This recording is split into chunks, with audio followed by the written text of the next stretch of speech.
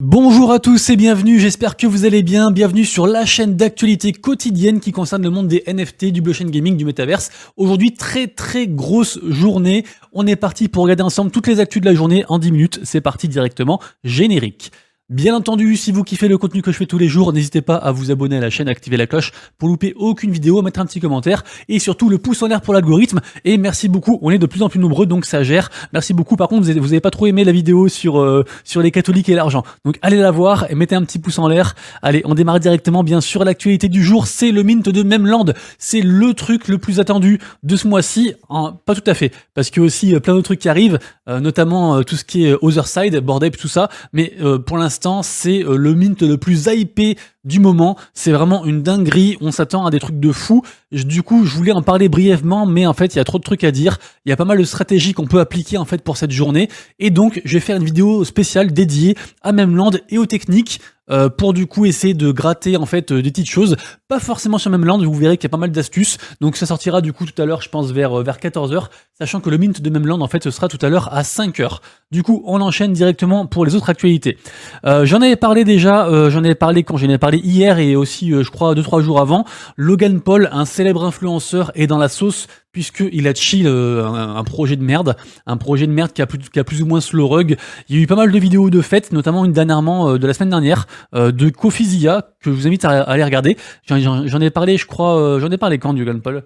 J'en ai parlé, je sais plus quand j'en ai parlé, bref. J'en ai parlé, voilà, ici, là. Avant-hier, j'en ai parlé. Du coup, donc, les vidéos sur Logan Paul, allez voir, c'est très intéressant. Effectivement, il y a du scamage dans l'air, il y a pas mal de choses dans l'air qui sont pas très catholiques. C'est moins qu'on puisse dire. Mais, je vous avais dit qu'il répondrait, l'individu. Et donc, Logan Paul, il a répondu. Logan Paul qui est suivi par des millions de personnes, hein. Il a une chaîne YouTube à plus de 26 millions de personnes. Il a répondu, il a tout réfuté, il a dit je suis pas d'accord et tout, c'est n'importe quoi. Ça s'est pas passé comme ça. Et il a même fait une vidéo. Donc, j'attendais la vidéo avec impatience. Et donc, il répond point par point du coup à tout ce dont on l'accuse. Ça dure 7 minutes, vous pouvez mettre les sous-titres, donc allez voir ça, c'est très intéressant. Et de toute façon la justice est chargée de l'affaire, donc on verra comment ça se passe. Toujours en parlant d'escrocs, on a le documentaire sur Netflix qui sort aujourd'hui sur du coup la pyramide de Ponzi de Bernard Madoff. Donc allez voir ça, ça sort aujourd'hui, je pense que ce sera un banger, donc plutôt cool à checker. Ensuite, on a la Turquie qui va faire un truc assez intéressant, puisqu'en fait, ils vont permettre à leurs résidents, à leurs ressortissants plutôt, c'est comme ça qu'on dit, je crois, ils vont permettre à leurs ressortissants en fait de se connecter aux sites officiels, genre les sites du gouvernement, hein, je sais pas la CAF ou j'en sais rien, ou pour avoir son passeport, peu importe. Et en fait, donc ils vont permettre de se connecter via la blockchain grâce à une identité digitale. Donc ça ressemble beaucoup à ce qu'on appelle les soulbound tokens. Donc eux, ils appellent pas ça comme ça, mais pour moi c'est ça, hein, c'est s'identifier via une signature numérique digitale unique par la blockchain. Donc pour moi ça correspond à ça. En tout cas c'est une belle avancée et on verra comment ça se passe, s'il n'y a pas trop de bugs ou quoi, pardon. Désolé, je parle vite aujourd'hui, je suis super excité. Avec le mint de Memland, il y a plein de trucs à faire et tout, et j'ai hâte de faire aussi la seconde vidéo. Donc désolé si je parle vite. Et merci de me dire dans les commentaires si vous trouvez que ma diction s'est améliorée ou si c'est de pire en pire. S'il faut que je fasse un effort, dites-le moi. Rappelez-vous des mutants, les chiens mutants, là, les célèbres chiens mutants, les Mutant Hounds, une collection NFT faite par un collectif qui s'appelle le Cartel Mutant, qui a en gros pas mal de personnes issues de la communauté des Bored Ape mutants. Et en gros, ce projet-là, moi je le trouvais vraiment très bien, j'en avais acheté, j'ai fait pas mal d'argent dessus et je continue à le suivre. Et donc le 11 janvier, ils vont annoncer pas mal de choses, apparemment pas mal de dingueries. Alors peut-être le reveal, ou en tout cas l'expérience unique qu'ils ont promis. En tout cas, on en saura plus du coup le 11 janvier. C'est une date à retenir puisque la collection est actuellement dans le top 5 des collections avec le plus de volume. Le floor price il a explosé et donc c'est vraiment un truc à suivre, les Mutant Hounds. Actuellement le floor price c'est un ETH 40, un truc comme ça. Memland du coup j'en ai parlé en intro et j'ai fait la vidéo tout à l'heure, donc du coup je zappe. Sappy Seals, je vous en parle parce qu'en fait ils sont en train de faire une machine, un espèce de petit programme en fait de mème avec l'intelligence artificielle. Et en fait je vous parle de Sappy Seals parce que actuellement, j'en ai parlé aussi hier, je l'ai évoqué, ils sont en train de vraiment cartonner. Le floor price est passé à 1 ETH 50, il y a des gros volumes dessus, ils annoncent pas mal de choses, c'est vraiment une chouette collection et avec une belle communauté, donc vraiment bravo à eux. Sappy Seals, c'est pareil, c'est une collection aussi qu'il faut garder comme ça dans le radar parce qu'ils font des très belles choses. Alors ça c'est assez cocasse, hier Magic Eden, donc la marketplace principale de Solana, a eu quelques soucis. En effet, je sais pas si vous savez, mais en gros les images elles sont hébergées ailleurs. Et, et en gros, ça a été compromis. Le site qui héberge les images a été compromis, il a été plus ou moins hacké. Et ce qui fait qu'en fait, les images ont été remplacées. Alors, les NFT en soi, ils craignent rien, c'était que les images. Mais du coup, ça a donné lieu à des images un peu bizarres, comme par exemple ce genre d'image un petit peu, voilà, olé olé. D'autres images aussi qui montraient des séries genre Big Bang Theory, enfin c'était un peu le bordel. Donc du coup, vous inquiétez pas, tout rentre dans l'ordre, mais voilà, je voulais en reparler, comme quoi il se passe toujours des choses de fou. Mais en général, dites-vous bien que votre NFT, il est sur la blockchain, il vous appartient, donc peu importe ce qui se passe, même si le projet rug, si il y a plus les images, peu importe, comme ça avait été le cas aussi avec les NFT créés par FTX, qui avaient été hébergés de manière centralisée, comme c'est le cas pour environ 99% des NFT, et bah sachez que peu importe ce qui se passe, vous aurez toujours votre NFT. Après, utile ou pas, on verra, mais le NFT, en tout cas, il ne disparaît pas. Ok. Encore un scamage, une escroquerie. On a le directeur, donc le COO de RTFKT, donc Artefact, le studio qui est derrière les Clonix. Et ben en fait, il s'est fait hacker. Il a reçu, alors ça c'est une rumeur, il a pas confirmé, mais a priori c'est ça. En gros, il est rentré en contact avec un mec de Apple, soi-disant de Apple, et en fait le mec, en fait ils se sont partagés des informations confidentielles, et du coup par phishing, le wallet a été compromis, le wallet du CEO, et en fait il a perdu tous ses NFT à part un qui vaut genre $50. Donc du coup il est dégoûté, il a dit qu'il avait passé la journée genre en mode fantôme quoi. Donc vous m'étonnez. Après il est riche mais ça fait toujours chier ce genre de truc. Donc comme quoi ça arrive même aux plus influents, aux plus riches, à ceux qu'on pense à qui ça arrivera pas. Donc méfiez-vous toujours, faites attention à vous. Je vous rappelle qu'un cold wallet est vivement recommandé. D'ailleurs j'en profite pour remercier encore du coup Cool Wallet qui m'a envoyé ce wallet, c'est un cold wallet en fait comme un ledger, sauf que c'est la tête d'une carte bancaire. Il m'a envoyé ça, du coup je l'ai reçu hier. J'ai unboxé sur la vidéo d'hier, donc merci encore à eux. Petite dédicace, bien sûr. On passe ensuite à une news sur Invisible Friends. Invisible Friends, c'est une collection que j'aime beaucoup, qui avait eu du mal à démarrer. Je me rappelle quand ça avait démarré l'an dernier. Actuellement, le floor price, il est quasiment à 2 ETH. Et en fait, ce qui est cool, c'est qu'ils font plein de choses, en fait, pour du côté caritatif. Genre pour les enfants, pour les malades. Là, dernièrement, avec l'UNICEF, ils ont récolté plus de $1 million sur 13 associations caritatives différentes en 2022. Vraiment, ils font beaucoup de choses. Ils ont aussi noué pas mal de gros partenariats avec des grosses boîtes aussi. Donc pareil, c'est une collection à surveiller. Là, pour l'instant, l'année commence très très bien. L'année commence très très fort. Il se passe pas mal de choses. On a SBF qui plaide non coupable. On a les cryptos qui repartent. On a le Solana qui explose. On a l'anniversaire du BTC qui est arrivé hier. On a plein de trucs. Franchement, pour l'instant, c'est un excellent mois. Après, c'était un petit peu prévu. Moi, je vous l'avais dit aussi dernièrement. Je vous ai dit que je pensais que janvier serait un très bon mois pour les cryptos et les NFT et qu'après, ce serait beaucoup plus dur et que pour moi, je vois le bull run arriver en 2024. Tout ça pour dire que cette année sera une année charnière pour Build, pour acheter peut-être des blue chips, des futurs blue chips, acheter des bonnes collections, et je pense que Invisible Friends peut en faire partie. Bien sûr, je répète aussi, parce que sinon après vous allez me dire « Ah, j'ai acheté ça et puis ça c'est mort genre le lendemain ». C'est jamais un conseil d'investissement. Faites bien vos propres recherches, je partage juste ma passion, les news et tout. Vous avez tous les liens en description et après c'est à vous de faire votre beurre. La NFT Paris, ça arrive en février, c'est un gros event NFT français.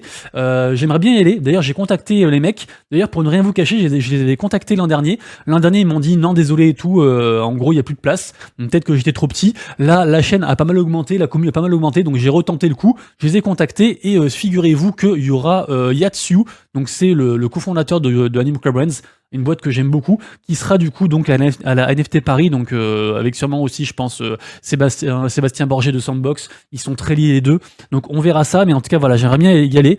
Et si jamais, voilà, c'est fin février. Et de toute façon, fin février, pardon, j'arrive plus à articuler. Et de toute façon, je vous redirai au fur et à mesure quand ça arrivera, quoi. Voilà. Sachez que, je pense que vous savez déjà, mais en gros, il y avait eu un gros partenariat entre les CryptoPunks, la célèbre collection de NFT détenue par Yuga Labs, et puis aussi donc Tiffany's, les bijoux Tiffany's. Et en fait, ils avaient fait un airdrop de bijoux aux holders en fait de CryptoPunks. Et bah sachez qu'ils ont commencé à les recevoir. Donc c'est le cas de Jimony, un mec super connu, très actif dans la commune, très actif aussi dans tout ce qui est NFT d'art. D'ailleurs, je vous rappelle que les CryptoPunks, en fait, ils veulent se diriger de plus en plus vers le monde de l'art. Ils ont dernièrement été exposés auprès d'artistes comme Andy Warhol ou autres, et donc ils ont commencé à les recevoir. Donc ils chill pas mal ça sur Twitter, les gens. Donc vous verrez, je pense, pas mal de CryptoPunks qui vont chill comme ça leurs bijoux qui coûtent plusieurs millions de dollars. En tout cas, c'était un très chouette partenariat. Sachez que il n'y a pas que OpenSea qui existe dans la vie. Il y a beaucoup d'autres marketplaces, notamment il y a Blur avec leur fameux fees à 0%, même si maintenant c'est plus vrai puisqu'ils ont augmenté à 0,5%, qui vont augmenter de plus en plus, et que beaucoup de gens disent qu'après le airdrop de Blur, la marketplace pourrait mourir. parce que leur business model pour l'instant est pas viable. En tout cas, il y a pas mal de marketplaces et ici on a DappRadar qui nous fait un top 25 des meilleurs marketplaces du coup pour acheter et vendre des NFT en 2023. Donc forcément avec OpenSea, XY2, Magic Eden, LooksRare, etc. et tout. Mais il y en a pas mal d'autres aussi qu'on connaît moins. Donc je vous mettrai le lien en description pour ceux que ça intéresse. C'est toujours intéressant de checker à droite à gauche et de pas faire ses achats dans le même panier, dans le même magasin. Rappelez-vous du Tour de France. J'avais parlé du Tour de France il y a environ un mois, comme quoi les récompenses des gagnants seront sous forme de NFT aussi, en deux, hein, en physique et en NFT. Et en fait, dernièrement, on a aussi appris que les gens pourront en fait participer à une espèce de concours, à des quêtes en fait journalières. Ça démarre quand déjà? Ça démarre, je crois, le 9 janvier. Ouais, c'est ça. Ça démarre le 9 janvier. C'est pas écrit là, mais je me rappelle. Ça démarre le 9 janvier. Et en gros, tous les jours, vous avez des petites quêtes à faire. Et vous pouvez récolter des NFT. Et en fait, les gagnants pourront avoir des expériences en fait, dans la vie réelle. Genre, je passe balader dans la voiture du Tour de France. J'ai l'impression que j'articule pas aujourd'hui. Se balader dans la voiture du Tour de France. Rencontrer peut-être, je sais pas, des cyclistes, avoir des goodies, des choses comme ça. Donc c'est très intéressant, c'est sympa et c'est interactif. On aime bien quand ça mêle toujours pareil, hein, quand ça mêle le digital, le physique et le digital. C'est un peu le cas aussi du calendrier de Fun Radio. Ils ont fait ça, c'est assez intéressant aussi. Pareil, en fait, pendant tout le mois de janvier, il y a un calendrier avec des quêtes à faire. Alors c'est souvent des tirages au sort, donc calmez-vous. Mais voilà, il y a plein de tirages au sort à faire sous forme de NFT et voilà, ça dure tout le mois de janvier. Il y a des trucs à gagner, c'est gratuit, donc pourquoi pas faire ça. Voilà. L'information est passée en 2-2, mais c'est juste ça, quoi. Information marrante, puisque on a une paire de sandales qui s'est vendue via des NFT, donc liées encore une fois à un objet physique, à un NFT. Et en fait, elles sont vendues pour quasiment 220 000 balles. Pourquoi? En fait, c'était la paire de sandales qu'aurait utilisé Steve Jobs, et en fait, donc fondateur d'Apple. Hein, et en gros, Steve Jobs, il l'aurait utilisé, genre, je sais pas, pour les décisions importantes de la boîte. Genre quand il a créé Apple dans son garage, des choses comme ça. Donc je sais pas s'il les a vraiment utilisés pour ça. En tout cas, ça s'est vendu très très cher. C'est un inconnu qui a acheté ça. Et voilà, c'était marrant, donc je vous en parle. Une collection qu'il faut surveiller, parce que là on parle que de Memeland, mais en fait il y a plein de trucs qui vont arriver. Il y a les Bored Ape, puis il y a plein de trucs. Enfin franchement, là en janvier, il y a au moins 5 ou 6 très grosses collections qui arrivent. Et je pense que Cornton pourrait en faire partie. Cornton, je vous le rappelle, c'était une collection qui avait été à la base un free mint. Le floor price actuellement est quasiment de 0,08 ETH. Ce qui n'est pas déconnant, hein, ça fait genre 100 balles. Et en gros, d'ailleurs c'était monté beaucoup plus loin, hein, je crois que c'était monté à 1 ou 2 ETH, c'était monté assez haut à l'époque. Et en gros, ils font une seconde collection de 15 000 NFT, et en gros c'est des accessoires qu'on peut même mettre équipés apparemment à ces NFT là. Si jamais, on peut déjà se préinscrire pour participer à ça. Et en fait, le truc c'est que les holders de ces NFT là, ils seront whitelistés directement, et en gros après il y aura une espèce de play to earn un peu chelou, où les gens pourront aller travailler et du coup récolter du token, parce qu'il y a aussi un token qui est lié à ce projet-là. Chose innovante, c'est que les gens en fait pourront choisir d'être un NFT masculin ou féminin avant de minter. Donc ça c'est un truc intéressant aussi. Et en tout cas voilà, je pense que le prix va augmenter, je pense que c'est un bon truc à checker, NFA dur comme on dit. Faites vos propres recherches, mais j'aime bien. Sinon, on peut aussi donner de la force aujourd'hui au Mamotoshi, parce que ouais, il y a même Lamp, donc ça risque de faire ombrage à tous les autres projets. Mais voilà, sachez que c'est un projet FR. Je l'ai suivi de loin.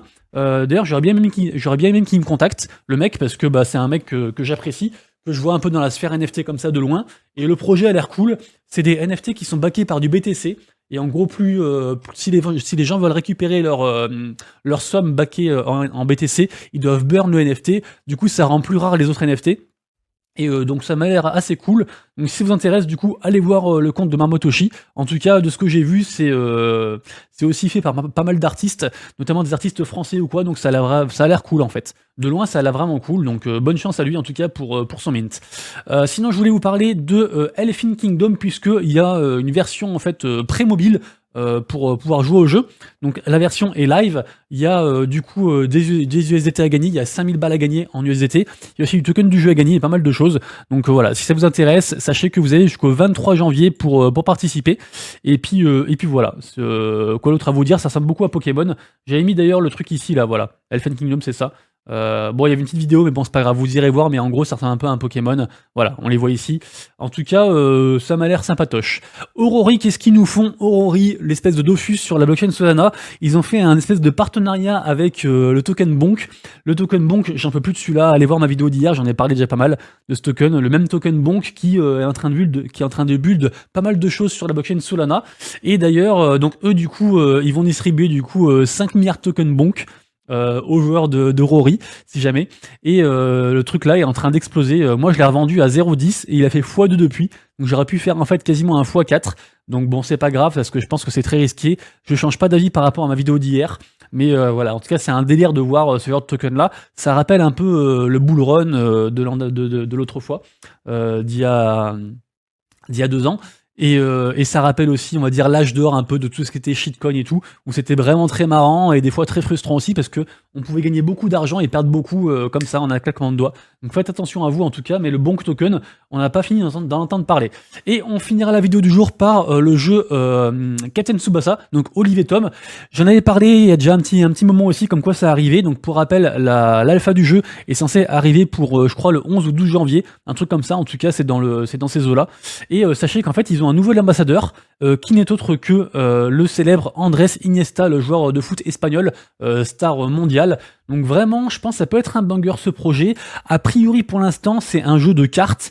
Donc c'est pas un jeu de foot comme les gens auraient aimé avoir, mais il pourrait y avoir plusieurs parties à ce projet-là, donc c'est un truc à suivre. En tout cas, c'est backé par Animal Club Brains, entre autres. J'adore dire ce mot-là. D'ailleurs, j'ai envoyé un message à Yatsu via un truc interposé pour dire vas-y, engagez-moi parce que je vous kiffe. Donc on verra ça. Puisque Wax, j'ai eu des nouvelles de Wax. Vous savez que j'étais partenaire et ambassadeur Wax. Donc je reste ambassadeur Wax. Mais sachez que voilà, Wax pourra pas m'embaucher en fait parce que ils sont en restructuration, ils ont pas les moyens et tout, donc ils m'embaucheront pas malheureusement. Je suis un peu tristoun. Mais apparemment, ils vont release un programme d'engagement et genre quand vous allez engager des gens, vous allez pouvoir avoir directement du token Wax. Donc j'espère que ce sera pas un truc en mode affiliation, genre venez et je gagne de l'argent, parce que j'aime pas du tout ça. Mais voilà, je verrai quand même la façon dont ils mettent ça en place et je vous tiendrai au courant bien sûr. Les amis, du coup, c'est tout pour moi. À tout à l'heure pour la vidéo sur Memland. Vidéo très intéressante. Et sinon, demain pour les prochaines actus. Et d'ici là, bien sûr, prenez soin de vous, de vos proches et de vos wallets. C'était Monsieur Rabbit. Ciao.